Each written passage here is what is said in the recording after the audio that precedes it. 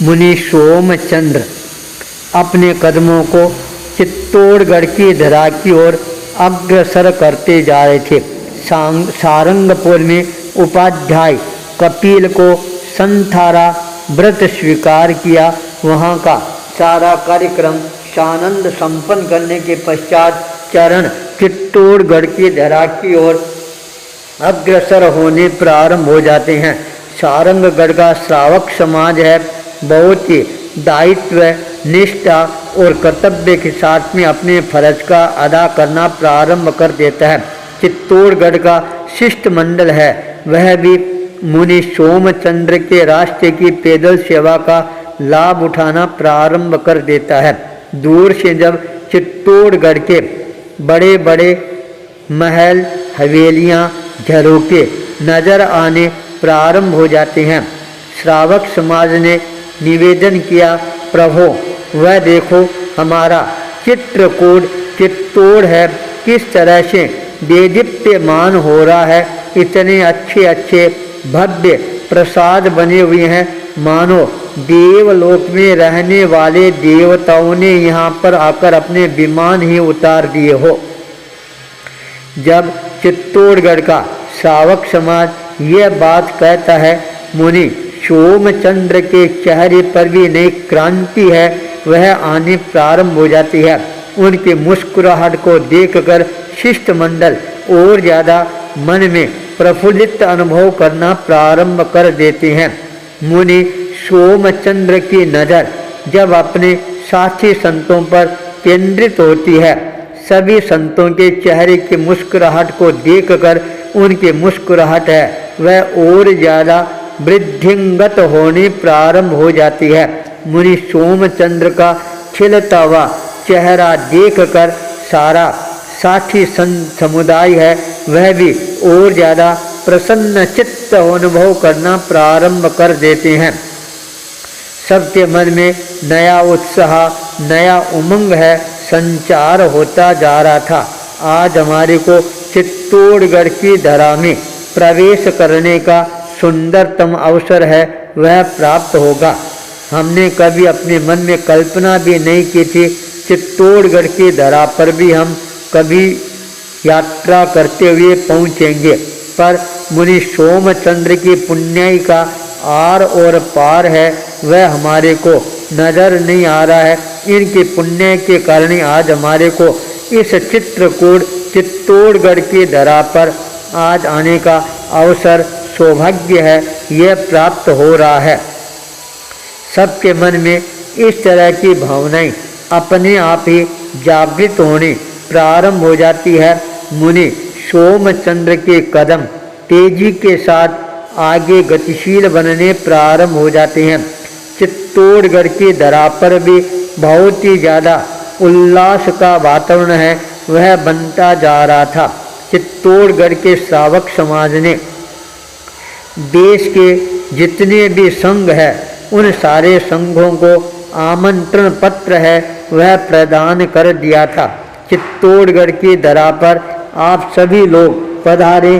देवभद्राचार्य के सानिध्य में यहाँ पर बहुत बड़ा संत सम्मेलन हो रहा है। इस संत सम्मेलन के अंदर सम्मिलित होने के लिए आपके वहाँ पर जितने भी परिभ्रमण करने वाले चारित्र आत्माएं हैं उन सबको आप हमारे चित्तौड़गढ़ संघ की तरफ से निवेदन करवाएं। सभी के सब अपने अपने शिष्य मंडली के साथ चित्तौड़गढ़ के धरा पर पधार कर देवभद्राचार्य के सपने को साकार करवाने की अनुकंपा करवाएंगे। संघ के द्वारा जो पत्र प्रेषित होता है उसका भी पूरे देश के अंदर बहुत अच्छा प्रभाव नजर आना प्रारंभ हो जाता है। सैकड़ों सैकड़ों साधु साध्वियों के चरण हैं चित्तौड़गढ़ की धरा की ओर अग्रसर होने प्रारंभ हो जाते हैं।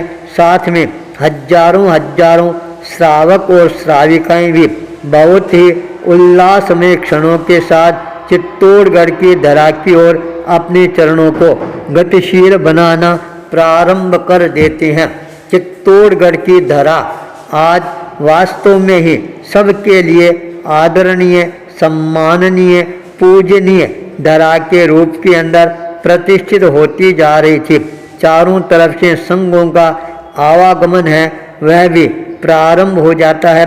संघ का स्वागत अभिवादन करने का अवसर चित्तौड़गढ़ संघ को जब प्राप्त होता है, चित्तौड़गढ़ संघ ने भी अपनी तरफ से दिल और दिमाग की खिड़कियां हैं सारी खोलकर अपने साधार्मिक भाइयों का, बहनों का स्वागत और सत्कार करना प्रारंभ कर देती हैं। उनके लिए आवास की व्यवस्था, भोजन की व्यवस्था, सारी व्यवस्थाओं का अंजाम है वह भी बहुत ही कुशलता के साथ प्रारंभ कर देती हैं, जिसका परिणाम यह सामने आता है बाहर से आने वाले संघ के प्रत्येक सदस्य है वो चित्तौड़गढ़ के संघ की आव भगत देखकर बहुत ज़्यादा अपने मन में प्रसन्नता की अनुभूति करना प्रारंभ कर देता है। जब भी साधर्मिक भाई का आना होता है अपने आप ही मन के अंदर उत्साह की भावना जागृत होनी प्रारंभ हो जाती है। यदि साधर्मिक भाई आए और उसके प्रति मन में प्रमोद, करुणा और स्वागत की भावना जागृत नहीं होती है तो मान लेना चाहिए वह संघ है केवल एक तरह से नाम का ही संघ है, काम का संघ नहीं है। काम का संघ वह कहलाता है जो अपने प्रत्येक साधर्मिक भाई को अपनी तरह समझना प्रारंभ कर देता है। वहाँ पर भेद रेखाएं अपने आप ही समाप्त हो जाती है। कौन अरीब है, कौन गरीब है, कौन धनवान है, कौन निर्धन है, कौन छोटा है, कौन बड़ा है, ये सारे के सारे भाव है अपने आप ही तिरोहित होने प्रारंभ हो जाते हैं। वहाँ पर तो केवल एकमात्र यही भाव रहते हैं, यह मेरा भाई है। जब भ्रातृत्व भाव का जागरण होना प्रारंभ हो जाता है तब अपने आप ही मन के अंदर और ज़्यादा प्रसन्नता की अनुभूति होनी प्रारंभ हो जाती है।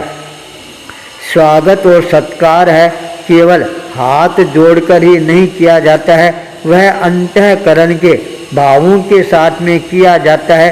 तब आनंद है वह एक तरह से अपने आप अलग ही आना प्रारंभ हो जाता है। चित्तौड़गढ़ का श्रावक समाज पूरा संघ है। दिल खोल कर आने वाले साधर्मिक भाइयों का जब स्वागत, सत्कार, सम्मान करते हैं उनके लिए भोजन पानी की व्यवस्था का अंजाम करना प्रारंभ कर देते हैं। श्रावक समाज भी इतना ज़्यादा प्रसन्न चित्त हो जाता है, आराम से भोजन करके अपने आप को तृप्ति अनुभव करना प्रारंभ कर देते हैं। सबके मन में एक ही भावना जागृत हो रही थी। चित्तौड़गढ़ का जो संत सम्मेलन है वह हर हालत के अंदर सफलता के साथ परिसंपन्न होना चाहिए। देवभद्राचार्य ने जो अपने मन के अंदर कल्पनाएं की है, चिंतन किया है, उस कल्पना और चिंतन को यथार्थ की धरातल पर जब हम उतरता हुआ देखेंगे तब हमारी आंखें हैं वो अपने आप ही तृप्ति का अनुभव करना प्रारंभ कर देगी। इंतजार है केवल अब देवभद्राचार्य का बुलाया हुआ जो पूरा सम्मेलन है वह सम्मेलन कब प्रारंभ हो, किस रूप में प्रारंभ हो, वह सम्मेलन किस तरह से आगे गतिशील बने। इस सम्मेलन की निष्पत्ति है जब सामने आने प्रारंभ होगी तभी इस संत सम्मेलन की उपयोगिता है वह उजागर होने प्रारंभ होगी। इस तरह की परिकल्पनाएं बाहर से आने वाले प्रत्येक संघ के सदस्यों के मन को रोमांच पैदा करने वाली बनती जा रही थी।